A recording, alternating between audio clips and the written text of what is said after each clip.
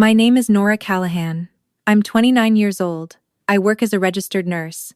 And until 8 months ago, I thought my family loved me.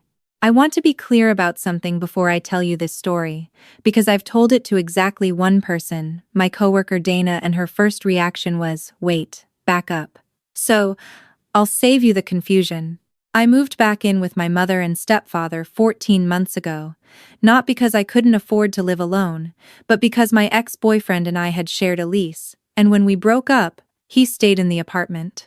I had 30 days to find a new place in a rental market where the average one-bedroom was going for $1,900 a month, and my mother called me on day 3 and said, "Nora, just come home. Save your money. Get back on your feet." Those were her exact words. Save your money. Get back on your feet. I want you to hold on to those words, because she said them again 14 months later in a very different context. I was paying $600 a month when I moved in. That was the number my mother suggested. She said it covered my share of utilities and groceries, and I agreed without negotiating because I was grateful and exhausted and I trusted her. I set up an automatic transfer on the first of every month, never missed a single one, and in the meantime I picked up extra shifts at the hospital, cooked dinner 3 nights a week, drove my younger brother to his physical therapy appointments on Tuesdays because my stepfather said his back was too bad to drive that far. I did what people do when they're staying somewhere that isn't theirs. I tried to be useful. I tried to take up as little space as possible. What I was also doing, quietly, was saving. Every extra shift, every skipped dinner out, every month I didn't spend $1,900 on an apartment I didn't have yet. I put it in a separate account I didn't talk about, not because I was hiding it, because it was mine, and in my family, anything that's yours has a way of becoming everyone else's if you mention it out loud. I had learned that lesson when I was 19, but that's a different story. By the time October came around last year, I had enough saved for a security deposit, first and last month's rent, and a small moving cushion. I had already toured 2 apartments. I was 3 weeks away from putting in an application. I felt, for the first time in over a year, like I could see the other side of something. And then my mother asked me to sit down at the kitchen table after dinner. My stepfather was already there. That was the first thing I noticed. He had his hands folded in front of him like he was about to conduct a performance review. My younger brother Ryan was conspicuously absent, which meant he had been asked to leave, which meant this had been planned. My mother sat down across from me and slid a piece of paper across the table. I picked it up. It was a spreadsheet. Not a handwritten note. Not a "hey, we need to talk about money." A printed spreadsheet with columns and rows, and a total at the bottom highlighted in yellow. The columns were labeled month, agreed amount, adjusted fair market rate, difference owed, cumulative balance. The total at the bottom, highlighted in yellow, was $9,400. I read it twice. I looked up at my mother. I looked at my stepfather. I looked back at the paper. "What is this?" I asked. My mother folded her hands the same way he had. "We've been doing some research," she said, "and the fair market rate for a room in this area is between $1,100 and $1,300 a month. You've been paying $600. The difference over 14 months is $9,400. I set the paper down very carefully. "You're charging me back rent. We're correcting an arrangement that wasn't fair to this household," my stepfather said. I noticed he said this household. Not our family, not us, this household. Like I was a tenant who had violated a lease. "I've been paying what you asked me to pay," I said. "You gave me that number." My mother nodded slowly, the way she does when she's already decided she's right and is just waiting for you to run out of counter-arguments. "We gave you a courtesy rate because you'd just gone through a hard time. But 14 months is a long time, Nora. You've been on your feet for a while now. It didn't feel right to keep subsidizing your living situation indefinitely." Subsidizing. I repeated the word out loud because I needed to hear it again. "You're a nurse," my stepfather said. "You make good money." "I make reasonable money," I said. "I work nights and weekends and holidays and I have student loans and—" "We're not asking for all of it at once," my mother said. She reached across and tapped the spreadsheet. We're asking for $2,000 now, as a good faith payment, and we can work out the rest on a schedule. I looked at the paper again. The math was real. The formatting was real. Someone had sat down and built this document and printed it out and placed it on the kitchen table and waited for me to come home from a 12-hour shift. And if I don't? I asked. My stepfather leaned back. Then we'd need to talk about whether this arrangement is still working for everyone. That was the moment I understood. This wasn't a conversation. This was a transaction. The only question was whether I was going to pay. I didn't say anything else that night. I said I needed to think about it, and I went to my room, and I sat on the edge of my bed for a long time. Not crying, just thinking, trying to figure out when exactly the thing I thought was home had become something else. I called Dana the next morning from the hospital parking lot before my shift. I read her the spreadsheet categories over the phone. She was quiet for a second, then she said, "Nora, you know you don't have to pay that, right?" I knew. Legally, ethically, by any reasonable standard, I knew. I had paid what I agreed to pay. There was no contract. There was no prior notice. There was no world in which you could retroactively change the terms of a verbal agreement and call it fair. But knowing something and being able to act on it, when the people asking are your mother and the man she married, when you grew up in that house, when your little brother still lives there, those are two different things. I asked Dana what she would do. She said, "I would find an apartment so fast." I went into my shift. I worked 12 hours. I came home and my mother made dinner, and nobody mentioned the spreadsheet, and for one strange moment, I thought maybe it had been a bad dream. But the paper was still on the kitchen counter, weighted down by the fruit bowl. 3 days later, my stepfather stopped me in the hallway and asked if I'd had a chance to think about it. I told him I was still thinking. He said, "Your mother worked very hard on that document." I went to my room and I opened my laptop, and I put in an application for the first apartment I'd toured. I got approved 4 days later. I didn't say anything to my family right away. I needed to do one thing first.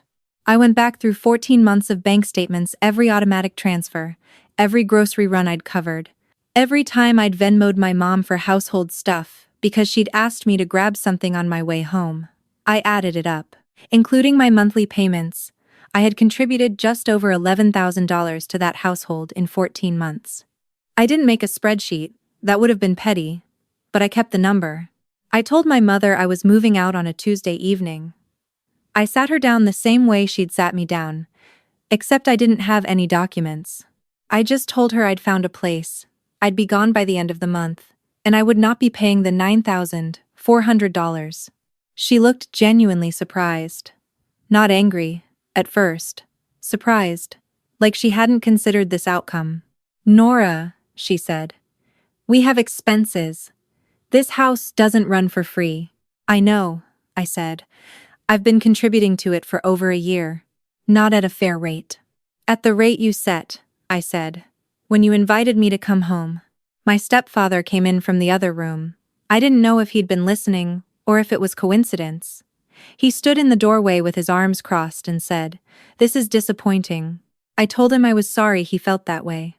He said, "After everything we've done for you." And there it was. That sentence. After everything we've done for you. I had been waiting for it without knowing I was waiting for it, the way you wait for the second shoe to drop. It's the sentence that's supposed to make you feel so guilty that you stop thinking clearly. It's the sentence that worked on me when I was 19, and 22, and 25. It didn't work this time. I said, "I appreciate the roof. I paid for my share of it. I'm moving out at the end of the month." And I walked back to my room. The next 2.5 weeks were the longest of my life. My mother cycled through several different approaches. First, there was the guilt version. She'd grown up without much, and she'd given me everything, and this was how I treated the people who sacrificed for me. Then there was the reasonable version. She wasn't trying to be unfair, she just wanted things to be equitable. Couldn't we talk about it like adults? Then there was the cold version, which was the worst one. She simply stopped speaking to me unless she had to. And when she did speak, it was in the flat, careful tone she uses when she's very angry and trying not to show it. My stepfather was consistently unpleasant. He made comments at dinner about people who take advantage of generosity. He said, to no one in particular, that some people don't appreciate what they have until it's gone. My brother Ryan came to my room one night and sat on the floor and said, I don't really understand what's happening. I told him I was moving out. I told him it was okay. I told him he could come visit me whenever he wanted. He said, are they really charging you back rent? I told him yes. He was quiet for a minute, and then he said, that seems messed up. I told him I thought so too. Moving day was a Saturday. I had rented a small truck. Dana came with her boyfriend to help carry boxes. I had been packing quietly for 2 weeks, a little at a time. I had not asked for help from anyone in the house. My mother watched from the kitchen doorway while we loaded the truck. She didn't offer to help. She didn't say anything until I was about to walk out for the last time, and then she said, I hope this is what you want, Nora. I told her I hoped so too, and I meant it, not as a dig. I genuinely hoped that what I wanted, which was to live somewhere, I wasn't being invoiced for the privilege of having a mother, was the right thing. I drove away, and I didn't feel the way I expected to feel. I thought I'd feel sad, or relieved, or triumphant, or some clean emotion that made sense. Instead, I felt very quiet, like the inside of my head had finally stopped bracing for something. I set up my apartment over that weekend. It was small. It was mine.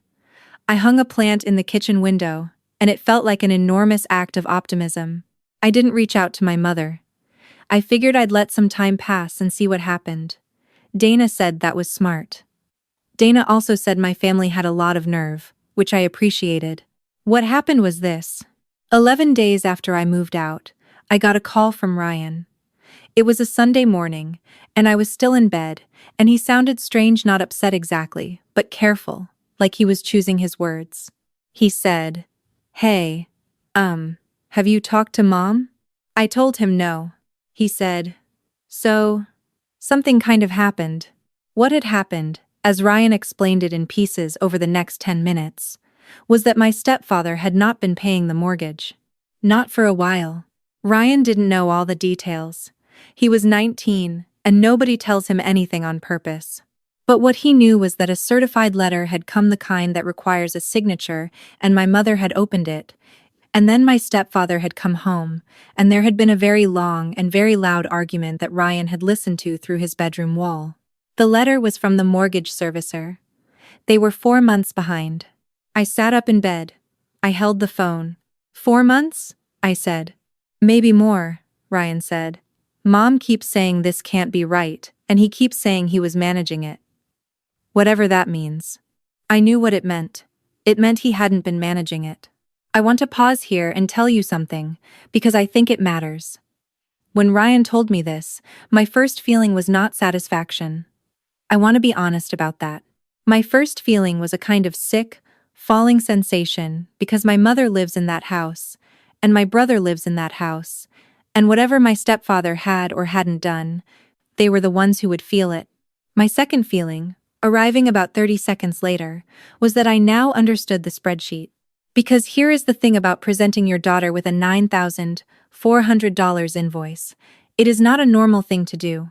Normal people who feel like a household arrangement has become unbalanced have a conversation. They give notice. They renegotiate. They do not build a spreadsheet with a column labeled cumulative balance unless they are trying to extract a specific amount of money in a short amount of time. They needed the money. That's what I had missed.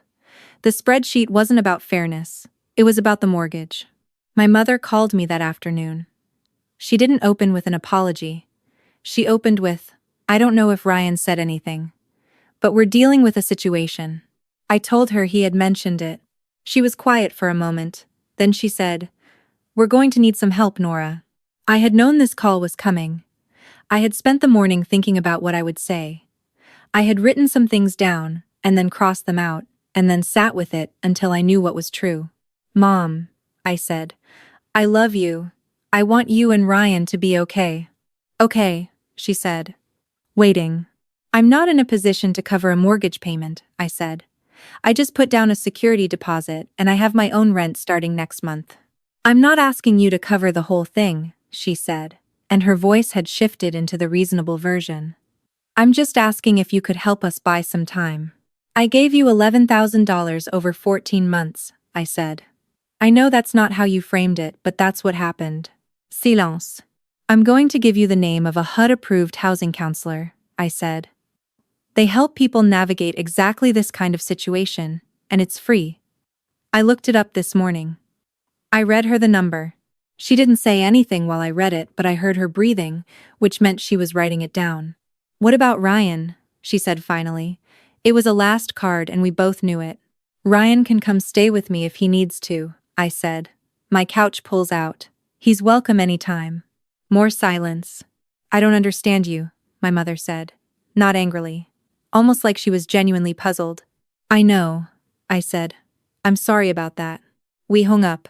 I sat in my apartment with the afternoon light coming through the kitchen window and the plant doing whatever plants do when they're in new places, and I thought about what it means to love someone who has not been careful with you. My mother is not a villain.